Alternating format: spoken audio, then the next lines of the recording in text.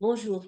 Dans cette vidéo, nous allons parler de la structure de l'atome et comment la structure de l'atome va déterminer la structure des molécules dont l'atome va former partie.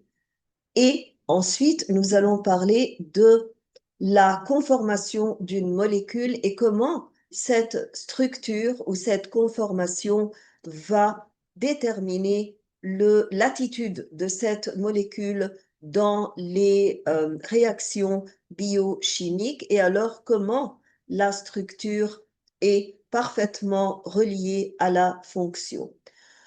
Nous savons tous que la matière se compose d'atomes et que les atomes ensemble peuvent former des molécules et que les molécules vont former les cellules et que les cellules forment les tissus et que les tissus vont former les organes et que les organes forment les systèmes vivants et que les systèmes forment le corps humain. Nous allons tout d'abord parler de la structure d'un atome. Nous savons tous qu'un atome, comme vous le voyez sur le diagramme qui est à gauche, est composé d'un noyau qui se trouve au centre de l'atome. Et dans ce noyau-là, nous avons des particules qui portent des charges positives que l'on appelle les protons et d'autres particules qui ne portent pas de charge du tout et qu'on appelle les neutrons. Autour de ce noyau, nous allons voir qu'il y a des particules qui sont négativement chargées, qui portent des charges négatives et que l'on appelle les électrons. Ils gravitent ou tournent autour du noyau dans certains niveaux d'énergie déterminés précisément. C'est-à-dire, qu'est-ce que cela veut dire qu'ils gravitent dans certains niveaux d'énergie? C'est-à-dire que si ces deux électrons par exemple, tournent dans le même niveau d'énergie, cela veut dire que chacun de ces électrons a exactement la même quantité d'énergie qui lui permet de graviter autour du noyau. De même façon, si nous voyons le deuxième niveau d'énergie, nous allons voir qu'ici, par exemple, il y a 6 électrons, donc chacun de ces 6 électrons a le même ou la même quantité d'énergie que les autres. Et ces électrons qui gravitent autour du noyau dans le niveau d'énergie numéro 2 ont bien sûr une quantité d'énergie qui est plus grande que celle qui est portée par les électrons du premier niveau. Donc, le plus vous vous éloignez du noyau, le plus d'énergie l'électron porte. Et c'est naturel et logique parce que il va avoir un parcours ou un trajet plus long à faire. Ici, par exemple, nous voyons l'atome de l'oxygène. Et quand on écrit l'atome de l'oxygène, quand on le représente par un symbole chimique, on écrit deux nombres. Un en bas, qui est ici 8, et l'autre en haut, qui est ici 16. Le nombre 8 représente ce que l'on appelle le nombre atomique. Et le nombre atomique représente quoi? Il représente ou bien le nombre d'électrons, qui gravitent autour du noyau, ou bien le nombre de protons. Et alors, pourquoi est-ce que on dit ou bien le nombre des électrons ou bien le nombre des protons? Parce que dans chaque atome, le nombre de charges positives ou de protons à l'intérieur du noyau est exactement égal au nombre des électrons qui portent des charges négatives et qui revolvent ou qui tournent ou qui gravitent autour du noyau. Et c'est pour cela que l'on dit que l'atome en général a une charge neutre, c'est-à-dire une charge égale à zéro, parce que le nombre de charges positives est exactement égal au nombre de charges négatives à l'extérieur du noyau.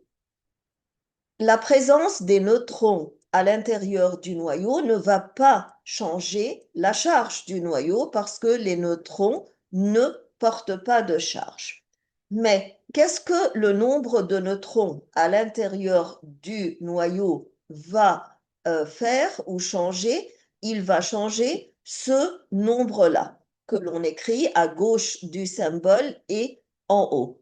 Et ce nombre-là, c'est le nombre de masses, ou c'est la somme des protons et des neutrons, ou des électrons et des neutrons, puisque le nombre de protons est égal au nombre d'électrons.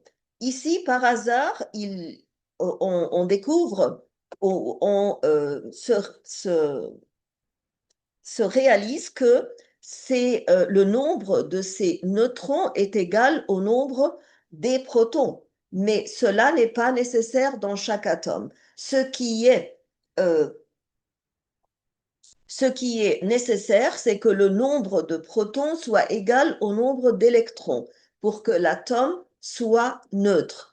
Mais ici, par hasard, on a le nombre de neutrons 8 qui est égal au nombre de protons.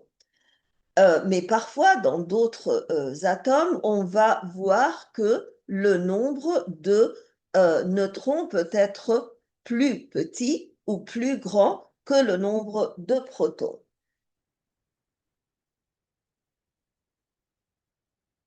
Ça, c'était un atome. Mais parfois, les atomes vont faire ensemble des molécules. Par exemple, ici, nous avons deux atomes d'oxygène et ces deux atomes d'oxygène font ensemble une molécule d'oxygène. Et cette molécule d'oxygène est une molécule qui est formée du même type d'atome, c'est-à-dire qu'on a le même élément dans la molécule. Nous avons oxygène et oxygène. Et vous pouvez voir que l'oxygène a dû former une liaison avec un autre atome d'oxygène pour arriver à la stabilité chimique. Parce que ici, par exemple, nous avons dans ce niveau d'énergie extérieure, qui est le deuxième, nous avons 6 électrons seulement. Et donc, pour que l'atome soit stable, il faut ou qu'il soit non réactif, il doit y avoir 8. Donc, chaque atome d'oxygène a besoin de 2 électrons en plus pour atteindre l'équilibre chimique et la stabilité chimique. C'est alors que les deux atomes ont décidé de faire une liaison chimique entre les deux atomes et cette liaison chimique est une liaison covalente. Pourquoi dit-on que la liaison chimique est une liaison covalente? C'est parce qu'il y a un partage d'électrons entre les deux atomes. C'est-à-dire que ni cet atome d'oxygène perd des électrons, ni l'autre perd ou va acquérir un électron. Il n'y a pas de perte d'électrons, il n'y a pas de gain d'électrons, mais il y a un partage d'électrons. Et chacun des deux atomes donne dans cette liaison-là deux de ces électrons qui sont dans le niveau extérieur. Et donc, l'atome à gauche qui avait 6 électrons dans le niveau numéro 2 d'énergie va maintenant avoir 8 parce qu'il y a ces deux électrons rouges sur le diagramme qui vont tourner avec les électrons que vous voyez en couleur bleue. Donc, le total sera 8 électrons. Ici aussi, la même chose va se passer dans l'atome à droite. Donc, ces quatre électrons ou ces deux paires d'électrons qui sont partagés vont tourner à la fois autour de l'atome à droite et ensuite l'atome à gauche. Et alors, c'est pour ça qu'on dit que c'est une double liaison covalente. Chacune de ces lignes représente une liaison covalente et représente une paire d'électrons qui tournent autour des deux atomes à la fois. Ici, vous pouvez vous demander pourquoi est-ce que l'atome ou les électrons extérieurs de l'atome d'oxygène ont décidé de partager, de faire une liaison covalente au lieu de perdre des électrons ou de gagner des électrons. C'est-à-dire que l'oxygène ici aurait pu gagner 2 électrons et avoir alors 8 électrons dans le niveau extérieur et c'était tout. C'était suffisant pour arriver à l'équilibre. Mais comme règle générale, comme vous avez un nombre d'électrons dans le niveau d'énergie extérieure qui est 4 ou plus de 4, donc les atomes préfèrent faire ou d'habitude font ou entrent dans la formation d'une liaison covalente au lieu de faire une liaison ionique.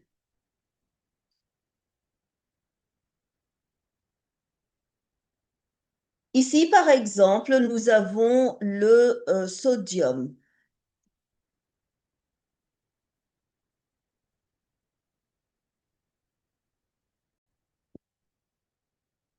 Dans ce diagramme, alors, qui vous explique la molécule de chloride de sodium, nous avons deux atomes, le sodium et l'atome de chlorine. L'atome de sodium a un seul électron dans le niveau numéro 3, le niveau d'énergie numéro 3. Pourquoi? Parce que le nombre atomique du sodium est 11, c'est-à-dire qu'il a 11 électrons qui tournent autour du noyau et 11 protons à l'intérieur du noyau. Donc, d'habitude, comment est-ce qu'on distribue les électrons sur les niveaux d'énergie? Nous avons 2 électrons au niveau numéro 1, ensuite 8 électrons au niveau numéro 2 pour atteindre l'équilibre. Et ensuite, il reste un électron qui va tourner tout seul dans le niveau d'énergie numéro 3, qui sera le niveau d'énergie ayant le plus d'énergie parce qu'il a le plus grand périmètre. Et donc, puisque cet électron a une grande quantité d'énergie, donc il est très possible que cet électron quitte l'atome. Et alors, comme je viens de le dire, il est plus facile pour l'atome de sodium de perdre cet électron et de le donner à un autre atome qui l'attend ou qui a besoin de cet électron, euh, alors que l'autre atome ici, qui est l'atome de chlorine, a un nombre atomique de 17. Donc, si nous distribuons les électrons selon les règles, donc nous avons 2 électrons au niveau numéro 1, 8 électrons au niveau numéro 2 et 7 électrons au niveau numéro 3. Et ici, comme vous pouvez vous demander, alors pourquoi est-ce que l'atome de chlorine va gagner cet électron pour compléter son niveau d'énergie numéro 3 au lieu d'entrer dans une liaison covalente? Parce que dans ce cas-là, si le sodium perd l'électron et le chlorine le gagne, donc nous avons une perte d'électrons de la part du sodium et un gain d'électrons de la part de l'atome de chlorine. Donc le sodium sera un ion positif, ce ne sera plus un atome neutre, et le chlorine sera un ion négatif, ou donc il ne sera plus un atome neutre, et la liaison entre les deux sera une liaison ionique qui dépend principalement de la force d'attraction entre le sodium, qui est devenu maintenant un ion positif, et le chlorine, qui est devenu maintenant un ion négatif. Donc la liaison ici est une liaison ionique et à cause d'une force d'attraction électrostatique. Mais donc, pourquoi est-ce que le sodium a perdu l'électron? Parce que c'était un électron tout seul dans le niveau numéro 3, donc il était plus facile pour lui de le perdre. Et pourquoi est-ce que le chlorine a gagné l'électron? Parce qu'il avait 7 électrons et il était plus facile pour lui de gagner, attirer cet électron et le gagner pour compléter les 8 électrons au lieu de perdre les 7 électrons, parce qu'il y avait une autre solution, c'était de perdre les 7 électrons. Et donc, nous allons répéter la règle que nous avons dit concernant l'oxygène et ajouter une autre règle. Nous avons dit que quand les électrons dans le niveau extérieur sont 4 ou plus, donc il y a tendance de la part de l'atome à entrer dans une liaison covalente. Mais nous allons ajouter quelque chose de très important. Quand il y a un autre atome qui est dans les mêmes conditions, c'est-à-dire que s'il y a deux atomes comme ici qui ont un nombre d'électrons plus grand que 4 ou égal à 4, donc ils préféreraient faire une liaison covalente. Ici, nous avons un atome de chlorine qui a 7 électrons au niveau extérieur. Donc, si on applique la première partie de la règle, on dirait que le chlorine préférerait faire une liaison covalente, oui, mais dans le cas où le chlorine trouve un autre atome de chlorine, par exemple, ou un autre atome qui aurait un nombre d'électrons égal à 4 ou plus dans le niveau extérieur. Mais ici, il n'y en a pas. Il y a un atome de sodium et cet élément-là a un électron. Donc, puisque il n'y a pas dans l'environnement ou dans l'entourage du chlorine un autre atome qui préférerait entrer dans une liaison covalente, donc il acceptera la liaison ionique. Donc nous répétons les deux règles. Si un atome a un nombre d'électrons égal à 4 ou plus que 4 dans le niveau extérieur, il préfère entrer dans une liaison covalente au lieu de perdre 4 électrons. C'est plus difficile pour lui de perdre les électrons, ce grand nombre d'électrons, que d'entrer dans une liaison covalente. Mais ce même atome qui a un nombre d'électrons égal à 4 ou plus pourrait faire ou accepter faire une liaison ionique en cas l'autre atome à côté lui donne 7 électrons. Alors, le texte après, ça récapitule ce qu'on vient de dire. Donc, les atomes sont les éléments constitutifs de toute matière. Et comme on vient de le dire, ils sont composés de 3 particules. Et puisque ces particules sont des particules qui sont plus petites que l'atome, on les appelle des particules subatomiques. Donc, les particules subatomiques sont les particules qui sont à l'intérieur de l'atome et qui sont plus petites que l'atome. On a les protons, on a les neutrons et on a les électrons.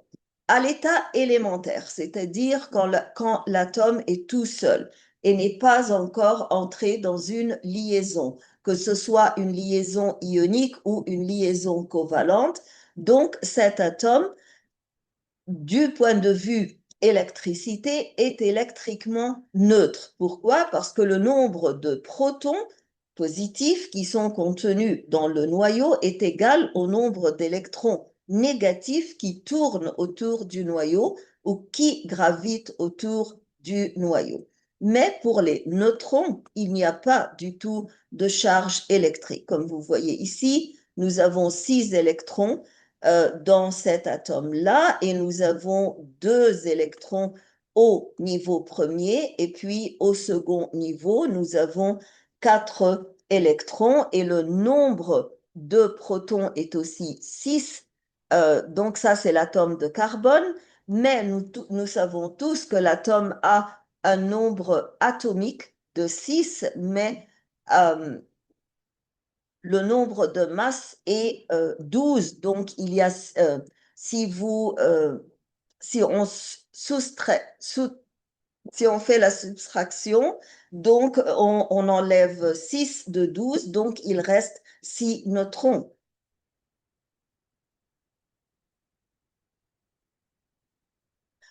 Et donc, nous allons voir 6 neutrons dans le noyau de l'atome du carbone. Est-ce que cette configuration électronique est importante? Est-ce que cette configuration électronique va déterminer l'attitude de l'atome dans les réactions biochimiques? Oui, naturellement.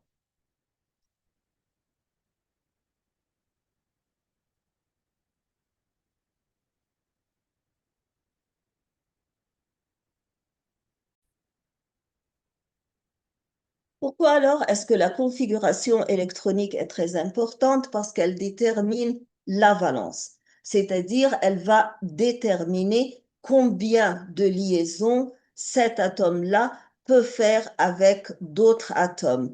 On a donné des exemples, mais on n'a pas parlé directement de ce terme, la valence. Donc, la configuration électronique, qui est la distribution des électrons sur les niveaux d'énergie différents autour du noyau, vont déterminer la valence. Et la valence, c'est combien d'électrons sont présents dans le niveau extérieur. Comment est-ce que ces électrons-là vont déterminer la valence? Alors ici, par exemple, dans l'atome, prenons l'exemple du sodium et du chlorine qui vont faire une liaison ionique ici, par exemple.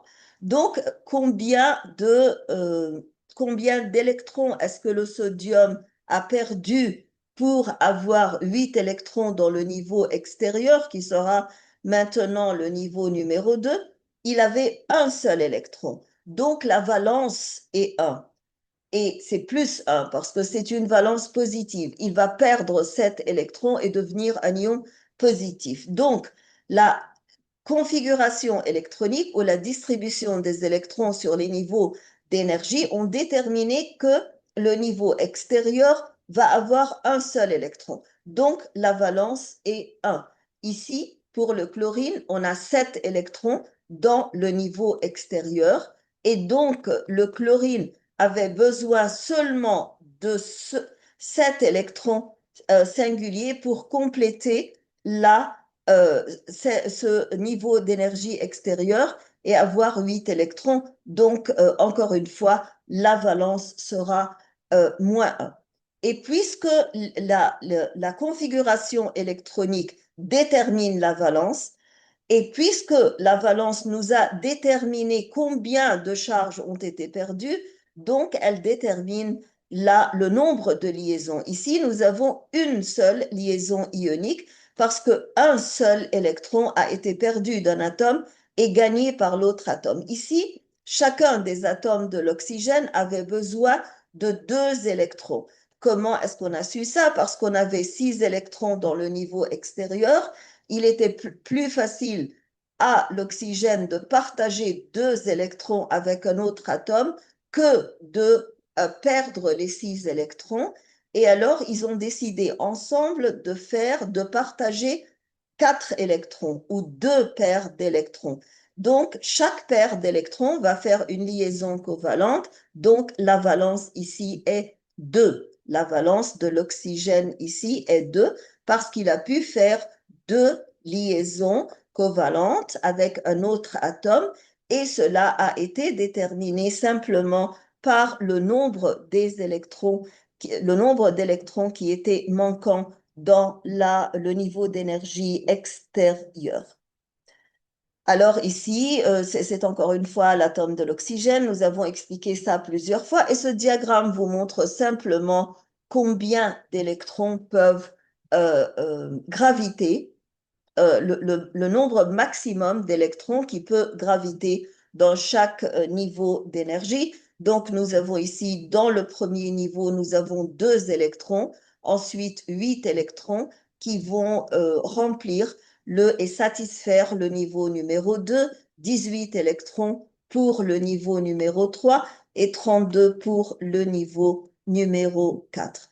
Comme j'ai dit au début, la structure de l'atome, la structure de la molécule, la structure de la cellule vont déterminer la fonction. Donc, dans tous les systèmes vivants, les propriétés des molécules vont déterminer les propriétés ou les caractéristiques de ces molécules. Nous allons nous arrêter là et dans la prochaine vidéo, nous allons parler des systèmes vivants et des propriétés ou caractéristiques des systèmes vivants. Si vous avez trouvé cette vidéo utile, donc s'il vous plaît, cliquez sur like, écrivez vos commentaires et partagez-la avec vos camarades de classe et vos collègues et abonnez-vous à la chaîne si vous ne vous êtes pas encore abonné. Merci et à bientôt.